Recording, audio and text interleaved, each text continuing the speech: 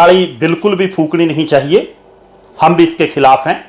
लेकिन पहले तो मैं आपकी जानकारी के लिए बता दूं कि किसान पराली नहीं फूकते, वो धान की फसल के अवशेषों को जो किसी काम के नहीं होते उनको फूकते हैं, और वो भी मजबूरी में फूकते हैं। किसी भी किसान को चाव नहीं है, खुशी नहीं मिलती उनको फूकने में। छोटे किसानों को मजबूरी में फूकना पड़ता है कई बार। पिछले वर्षों के मुकाबले में अगर हम देखें, जो धान के अवशेष फूकने के मामले हैं उनमें 80 से 90% की कमी आई है।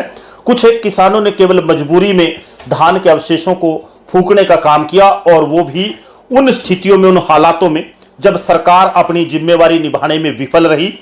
किसानों को जरूरी इक्विपमेंट नहीं दे पाई गांव स्तर पर, जो उसके समाधान के लिए हैं, उसके इकट्ठा करने के लिए हैं, उसकी गांठ बनाने के लिए हैं, फैक्ट्रियों में भेजने की जो व्यवस्था है या दूसरे तरीके के जो औजार हैं वो छोटे किसान उनको नहीं ले सकते, और वो सरकार भेजने में विफल रही। सरकार को जो अनुदान इसके लिए मिलता है, जो राशि मिलती है, वो सही मायनों में शायद सरकार ने खर्च नहीं की। इस कारण कुछ एक किसानों ने शायद मजबूरी में जो धान की फसल के अवशेष, दोबारा दोहराऊंगा, पराली नहीं, केवल अवशेषों को फूकने का काम किया होगा कहीं। लेकिन इसके साथ साथ ये भी मैं कहना चाहूंगा कि हरियाणा सरकार की जो नीति है वो दोषपूर्ण है, दुर्भाग्यपूर्ण है और किसान विरोधी है कि एफआईआर दर्ज होगी और अगले 2 सीजन तक मंडी में फसल नहीं बेच पाएंगे।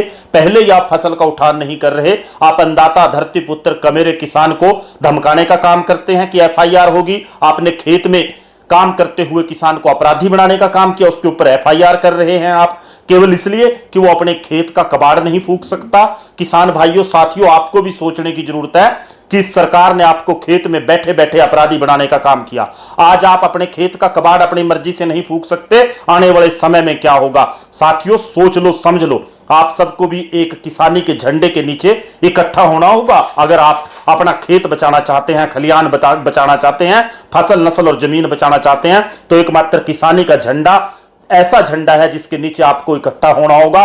विपक्ष के विधायक अपनी गुफाओं में वापस चले गए। आज आपके लिए अगर कोई है आपकी लड़ाई लड़ने वाला, तो वो किसान संगठन है, किसान यूनियन है, किसान नेता है, किसानों के कार्यकर्ता है, उनके वॉलंटियर हैं। लेकिन सरकार भी समझ ले, सुन ले कि नीतियां सरकार की जो किसानों को लेकर है, चाहे 2 साल की फसल ना बेचने के आदेश, चाहे उनके ऊपर एफआईआर दर्ज करने के आदेश, वो दोषपूर्ण है। सरकार को पुनर्विचार करते हुए उनको वापस लेना चाहिए, और जो कानूनी और जायज तरीके से किसानों का संघर्ष होता है उसकी शुरुआत कल एसडीएम स्तर के ऊपर, जिला स्तर के ऊपर डीसी को ज्ञापन देने से की जा रही है। सभी साथी ज्यादा से ज्यादा संख्या में पहुंचकर इस प्रक्रिया का हिस्सा बने, सरकार को चेताएं, सरकार को बताएं कि उसकी जो नीति है दोषपूर्ण है, किसान विरोधी है, और जो फरमान उनके हैं वो कहीं ना कहीं तुगलक सही फरमान है कि किसान के ऊपर एफआईआर होगी अपने खेत का कबाड़ फूकने के मामले में, और वो भी मजबूरी में किसान फूके, सरकार उसकी कोई मदद ना करे, और दूसरा कि 2 साल तक मंडी में फसल किसान की नहीं खरीदी जाएगी। बस यही हालात हमारे देखने बाकी रह गए थे कि कॉरपोरेट की सरकारों में